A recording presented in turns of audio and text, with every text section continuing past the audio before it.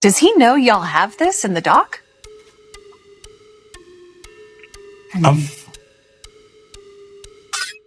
I would doubt he knows. So when this airs, that'll be the first time that his legal team, Diddy, that everybody knows that this footage is now seeing the light of day. One could watch this and think that you really hate Sean Combs. If Sean Combs watches this, what do you think he's going to feel? Like, wow, this is amazing. I think he's going to say this is the best documentary I've seen in a long time. Gotta ask you, Janice Combs, how you feel about her? I mean, they alleging that she was, having freak off. I spoke to a man, Mr. Brown, who used to go to the freak offs, and he knew Miss Combs and he knew about her and her freak offs and everything like that. We had always thought that she had a modeling agency, but it wasn't a modeling agency. It was more a brothel that she ran for high-profile drug dealers and athletes. 50 Cent just dropped the news that season 2 of his explosive Diddy documentary, Sean Diddy Combs, The Reckoning, is on the horizon. And this time, all eyes are on Janice Combs, the force behind the rise of the man we know today, and the true power behind Bad Boy Entertainment. Reports say Netflix wouldn't touch this footage in season 1, but 50 isn't holding back now. He's gearing up to release the game-changing material directly on YouTube, promising a side of the story fans have never seen before. Yeah, my mom's gorgeous. Hold on, let me introduce you to my mom, called Ma Dukes. Hi. She's getting a drip with me. She's hydrating. What's up, Ma? Everything's good, baby. I'll be with you. Yeah. I love you. I love you too. It all starts with Diddy's early life. In the Netflix documentary, childhood friend Tim Patterson recounted how Combs' father, a Harlem street figure, was killed when Diddy was just a toddler. After his death, his mother, Janice, stepped in, taking control and turning their home into a hub of high-profile gatherings. It was at these parties that Diddy first encountered the adult world of power, influence, and street reputation. Everyone around the neighborhood knew exactly what was happening behind those doors. Diddy mom, she came out defending her son, man. How you feel about that? She made a comment saying that he's not a monster. I guess this is my newfound career, so I'm going to say what on my mind and what I think, brother. First of all, that's his mother. Wrong, right, or indifferent, she going to lie, steal, kill, and protect her child. That's what she's supposed to do. But the apple don't fall far from the tree, man. You got to realize that. He didn't get all this from his daddy because he didn't know his daddy, even though they try to say his daddy was some big time drug dealer in the whole 9 yards. You understand? He didn't get this from his daddy. You got to realize, man, his mother had a modeling agency, and it was alleged that it was also Ladies of the Night, a prostitution ring too. From the beginning, Janice was driven by ambition and influence, marrying a Harlem figure to secure her place in the game. After Diddy's father passed, she set her sights on molding Diddy into the key to her own rise. In the documentary, Patterson recalled a stage right in their living room, where Diddy and others were put on display dancing, performing, and soaking in the attention, with everyone calling out, "Do that dance, baby," as he absorbed it all, learning early how the world of spotlight and power really works. Remember when I said Diddy mother might be the originator of the freak offs? Mm-hmm. All right, so tomorrow Peacock is dropping. According to the Rolling Stone, the doc features an alleged childhood friend of Puff's, hip-hop producer Tim Dog Patterson. He alleged that Janice, Diddy's mom, would often throw parties at Diddy's childhood home. He says that during the parties, it wasn't uncommon to walk into rooms where adults was having sex. I mean, that was just their normal. And the doc, when talking about the parties, Tim says, verbatim, "That's what we were privy to. This was what we were fed." Was it? The darker side of Diddy's upbringing comes into focus when those around him recall just how calculated his mother's influence was. Sources close to the family, including Gandeal, have said that the dynamic between Diddy and Janice often made people uneasy, revealing just how deeply she was shaping him to understand attention, admiration, and control from a young age, lessons that would later fuel his rise to power in the music world. This man was talking about that his mother could take her palms and bend over and put him down on the floor. Not bend over, but she could stand straight up and put her palms on the floor, bruh. He's saying that about his mother. Who describes any of their mother action like that in a sexual way? And then, you know, I don't know how many dudes do kiss their mother in their mouth when they 50, 60 years old or something like that. That's them. That's their whole thing, man. But that was a little kind of weird for me. And then his mother wore the same white fingernail polish that Cassie described that he liked to see her and other models in when she was describing her lawsuit.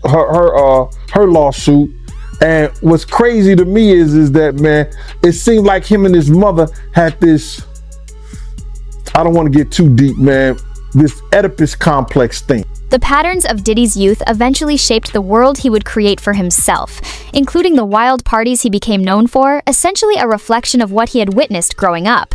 Janice was fully aware of these events, and multiple eyewitnesses even reported seeing her at many of them, quietly guiding him along the path she had set, showing just how much of her influence had molded the man he became.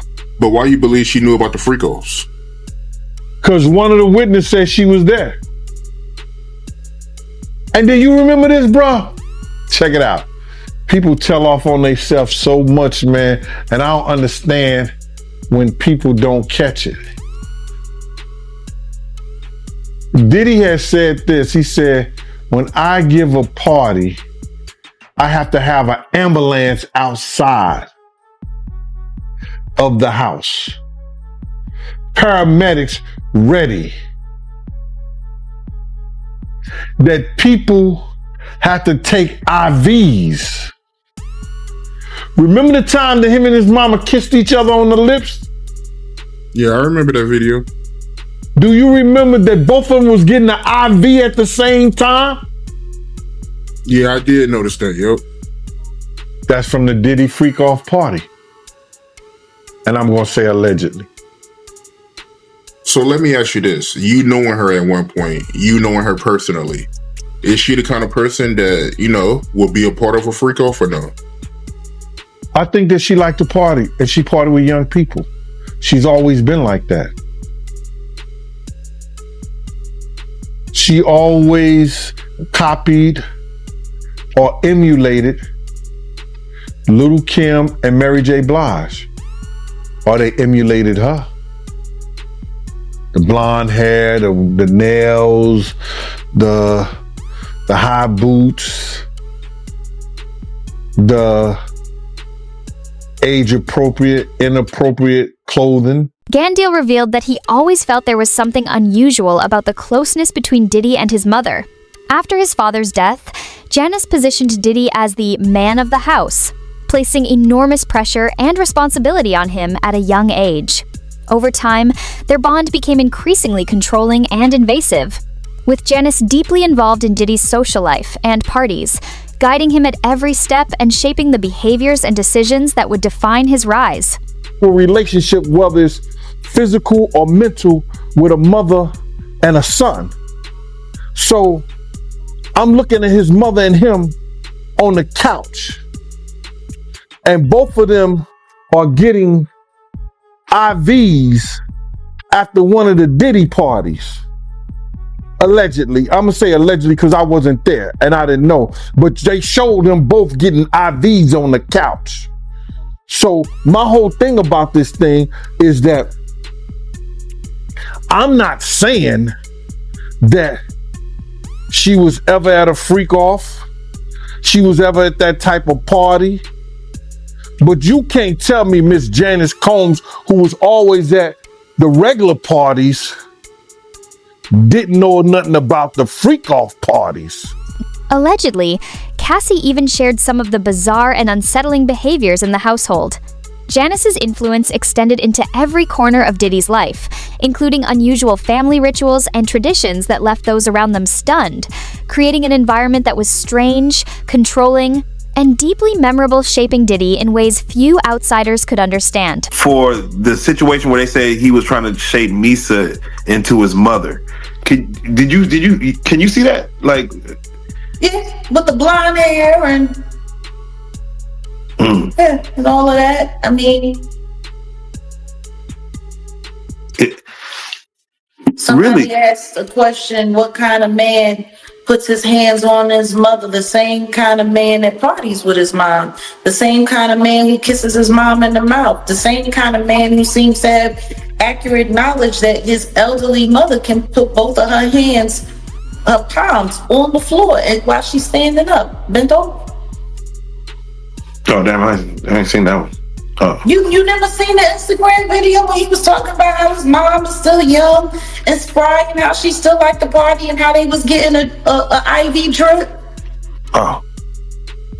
Damn. And she was kissing him in the mouth on the video when he was like, yeah, my mom can bend over and touch the floor with her palms.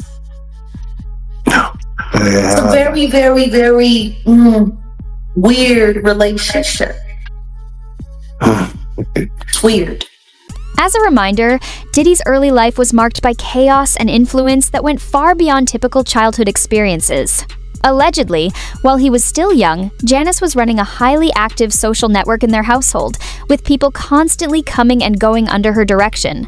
Those who were there say it was an open secret, and Diddy grew up absorbing the control, organization, and power dynamics that his mother wielded lessons that would shape his future in the music world. So how you feel about, her? I mean, they alleging that she was, having freak-offs. I spoke to a man, Mr. Brown, who used to go to the freak-offs. And this guy lives in Georgia right now. And he told me that he was a stick-up kid back in the day. And one time he had robbed one of their spots. And he went back and he had got the money and gave them their money back and everything like that. And he knew Miss Combs and he knew about her and her freak-offs and everything like that. We had always thought that she had a modeling agency, but it wasn't a modeling agency. It was more of a brothel that she ran for high-profile drug dealers and athletes. You could tell I could tell that Miss Combs at the time, and actually saw her like young guys. She came at me a couple of times back in my heyday, before the extra 75 pounds back then. And the reason I left Bad Boy wasn't only because of her advances, it was because I got tired of a lot of the bullshit with her. Unsurprisingly, Janice isn't pleased with the documentary and has issued a statement denying the claims. But here's the twist. Despite how explosive and damaging these allegations are, neither Janice nor Diddy has taken legal action against 50 Cent or Netflix. The reason is clear deep down. They know the story 50 is telling hits closer to the truth than they're willing to admit. Janice Combs is speaking out about the Netflix documentary, Sean Combs: The Reckoning. In a statement to Deadline, she said, "These inaccuracies regarding my son Sean's upbringing and family life are intentionally done to mislead viewers and to further harm our reputation." She also maintains she was not an abusive parent and says that Diddy never slapped her, as previously stated in the documentary. Janice taught Diddy everything he knows about business, and even as the public face of Bad Boy, he doesn't actually own the stock. Every asset remains under his mother's control. Interviews and footage uncovered by 50 Cent show that Janice was a gatekeeper of the label's finances and a master at managing its challenges. Insiders say Diddy signed critical documents to her not just out of respect or duty, but as a strategic move to protect assets and maintain a layer of deniability, proving just how much of the empire she truly controlled. Boy, you think it's Diddy, It's Janice Combs. Janice Combs is Bad Boy. Man. You don't actually sign to Diddy. His name is on the dotted line, but you actually sign it to Janice Combs. Did he ever tell you why that is, or do you understand? Oh, now that I'm older, I know exactly what it is. It's a paper trail, so nothing can come bite me. If you come for me, you ain't coming for me. I ain't got nothing. You going to my mama. So why does Janice hold all the ownership if Diddy is running the show? Back in December 1991, Diddy organized a high-profile celebrity charity basketball game at City College. But before it even started, chaos erupted as a crowd surged in, tragically causing a stampede that claimed 9 lives. Facing lawsuits from the victims' families, Diddy realized that if anything like this ever happened again, all his assets could be at risk, making it clear why his mother retained full control over the empire. In the 2000s and 2010s, Diddy was really prospering, music, business, fashion.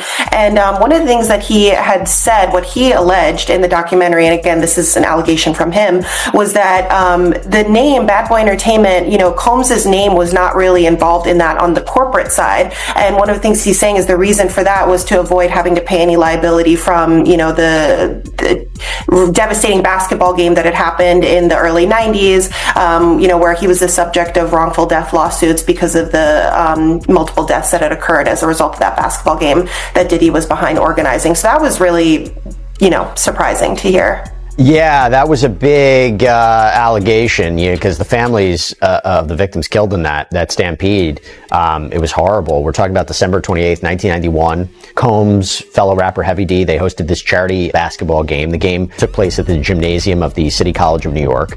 And according to the New York Daily News, before the basketball game started, people who weren't let inside, they broke a window, swarmed toward the entrance of the gym, all went down a staircase. The doors at the bottom of those stairs opened towards the stairs, not towards the gym. So once a crowd got down there, they couldn't get the doors open and people started being crushed. 9 people died. Dozens of others were injured. And there were no criminal charges that were ever filed against anyone for the stampede, but multiple families and injured victims, they filed lawsuits. Gan Deal, who witnessed it all firsthand, places the blame squarely on Diddy. Security was insufficient, warnings were ignored, and the tragic outcome could have been prevented. Many feel that Diddy has to be held accountable for the chaos that unfolded that day. A stark reminder of the heavy responsibilities that come with power and influence. I was at City College. You understand? I was there. I was doing security. My team was supposed to have the outside. Puff came to me the day before we were supposed to do the job there and told me that Heavy D didn't want us to do the security outside. I had 18 men ready to do the security outside with my dogs like I always do. People knew how we used to roll. We would have the pits, the Rottweilers, you understand? We had that outside locked up. So anybody try to bum rush, anybody do that, we had the gates, the whole 9 yards. So we could stop all that. You know how people gonna get down in Harlem. You understand? So, and then when you got LL Cool J, you got Mike Tyson coming through there, and they coming through the front door so people see them. So they gonna go crazy. LL was the hottest thing out at that time. Mike Tyson was the hottest thing out at that time. They got all kinds of stars and people in there already. They was coming through the back. They came through the front. And it caused the door to be bum rushed. But if they had the gates up, if they had the dogs, and with the help of the police, that shit would have never happened, bro. That shit would have never happened. I was there. I saw it. I saw Jessica run down the steps after she grabbed the money box because my man Eddie was protecting her. And Eddie's the one called me on the walkie-talkie and said, "Yo, Jessica just locked me in outside the gym, Gene. You couldn't go down the steps after they bum rushed the door." You understand? I had to run around the whole gym on the outside, around the gym, down the steps, run across the basketball court, and open the front door. When I opened that one door, because it pushed inside, people start squeezing through that. Then I just kept doing the doors, and people was coming in there, falling dead, right out, just falling out right there. And once they got in there, they just fell out. It was crazy, bro. He just wanted us to do inside the gym to make sure that nobody, be over the celebrities like that. That's what he wanted my team to do. But most of the celebrities gonna have their own security anyway. You know what I'm saying? That was just a way to cut our security off anyway. So he cut the security and he got the FOIs, and the FOIs left their post, and that's how the people bum rushed the door, and 9 people died by going down those corridors. And you blame Diddy for that? Yeah, I do. It's his fault. The closeness between Diddy and his mother was shocking enough, but the ripple effects of his upbringing show up even more in how he approached his own family, revealing patterns and behaviors that have fascinated and concerned those watching his rise. And again, I know the freak offs that his son is there. Like, it seems like he likes to get down with his kids. Yeah. But that wasn't all. Just the to hear Little Rod say, like, the boys were around. Roger Bonds talked about the children as well. What kind of parenting relationship is that? But then again, that goes back to the conversation of Lori Harvey, Steve Harvey's daughter. It was all known that she was spotted in them streets with Justin, and then she was spotted in them streets with Diddy, and they all tried to sit there and pretend like that wasn't what it was. Like, I don't know if anybody has not noticed, but ever since Diddy got pinched, they've all been trying to pretend like all of the stuff that we've seen that happened, that they was all involved, and didn't happen. Everyone in Diddy's circle is scrambling to shut down 50 Cent's documentary. Diddy has already filed a cease and desist, calling it defamatory, misleading, and deliberately damaging, with his legal team arguing that the claims are unproven, exaggerated, and aimed at ruining reputations rather than sharing facts. But here's the twist nobody can ignore. The legal action didn't come after season 1. It came only after word started leaking about the explosive revelations set for season 2. Overnight, lawyers for Sean Diddy Combs trying to stop the release of a Netflix docuseries due out today. We have to find somebody that'll work with us that has dealt in the dirtiest of dirty business. The series contains never-before-seen footage of Combs debating strategy with his lawyers in the days leading up to his arrest in New York last year. I am going to let you professionals look at the situation and come back to me with a solution. It also includes video of Combs greeting fans in Harlem. Off my back, bro. I'm gonna win. As long as you win, be with it. I'll accept it. And then saying this about the interaction moments later. I need some hand sanitizer. Hold on. I got it. I've been out in the streets amongst the people. Yeah, I gotta take a bath. Like the amount of people that actually I'm coming in contact with, like that's what I have to do. You know what I'm saying?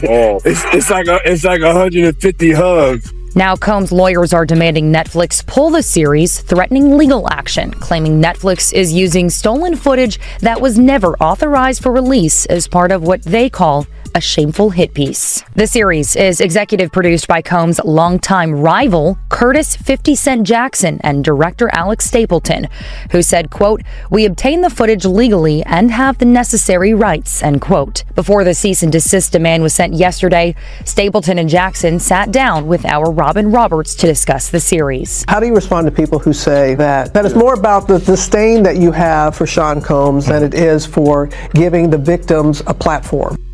It's not personal. The show is not completely the perspectives of people that did not like Sean. Not everyone needed to have an allegation to be a part of this. Most people respond to controversy with a cease and desist. But Diddy seems to think the solution is to put out his own documentary claiming innocence, completely ignoring the fact that footage and accounts already exist that tell a different story.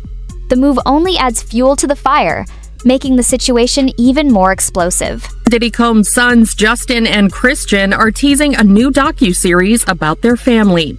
Justin and Christian King Combs appear in a new trailer released December 28th to Instagram by Zeus Network's founder. In the trailer, Justin and Christian sit on a couch in a screening room while a series of headlines about their father cycle on screen. At the end of the trailer, Justin's phone vibrates and he answers a collect call from the Fort Dix Federal Correctional Institute, where Combs is currently behind bars. No release date for the docuseries is given, though the teaser says viewers can expect it at some point in 2026. Combs shares Justin with ex-Mesa Hilton and Christian with the late Kim Porter. The rapper is also dad to 34-year-old son Quincy and daughters Chance, 19, twins Delilah and Jesse, also 19, and Love, who is 3 years old. Combs was transferred to Fort Dix from the Metropolitan Detention Center in New York in late October after he was sentenced to 50 months in prison on prostitution-related convictions. Zeus Network has a new Diddy documentary coming out, and this time it is coming from the perspective of Diddy and his sons. All the time I thought we were about to leave Diddy in 2025. Well, this documentary is coming in 2026. And a lot of people, just like myself, are already not feeling this new documentary coming from Diddy's sons. A lot of people aren't happy about it and actually shocked that the owner of Zeus Network, Lemmy, is doing this Diddy documentary. But what a lot of people fail to forget is Lemmy and Diddy have been friends for quite some time. Of his children arriving in court for day one of their father's trial in New York, hands gripped in solidarity. Do you still believe your dad's innocent? How did you feel hearing that testimony? Have you apologized on behalf of your father? Do you believe your father's innocent? Do you still convince your father's innocent? Your daddy does for you! Your daddy does for you for abusing women! That's wrong! You think that's wrong? The foes, the joy, the pain, our voice, the loyalty, the betrayal, the high, the love, the hate, the truth, the lies. And Diddy calling from Fort Dix. This is a prepaid collect call from Federal Correctional Institution, Fort Dix.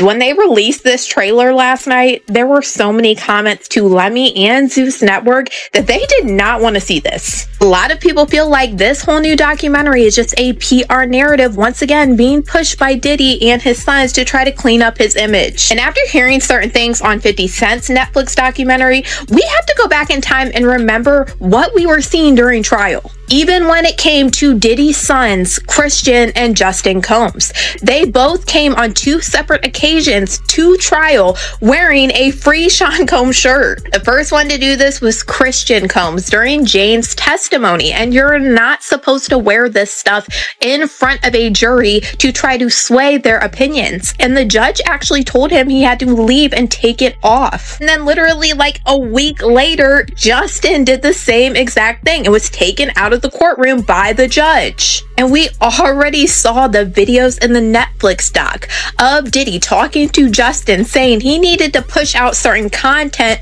to control a narrative. During the trial, there were a lot of things going on that I could see that to me felt like it was just straight PR. Do you remember all of these people that were wearing the free Diddy shirts? And it was actually a meme coin that's on their shirt. It's money. 50 Cent wasted no time reacting to the news of the new documentary, giving it a direct shout out and signaling that he's ready to drop explosive revelations that the world hasn't seen before.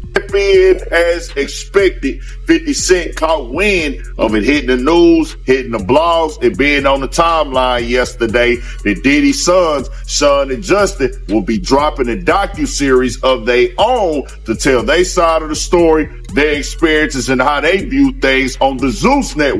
Well, 50 Cent put it up on his Instagram page, and he promoted the trailer when you look at it from the other side of it on the marketing side, but he knows it plays back into the doc that he just dropped as well with the reckoning. He put it up and said, wow, I want to see this show. I'm not sure this was a good idea. And he tagged at 50 Cent Action, letting it be known that this is really promo in itself. Janice Combs is no longer just a side note, she's front and center. And whether you buy into the allegations or not, one thing is undeniable. This family is desperate to keep the next chapter under wraps.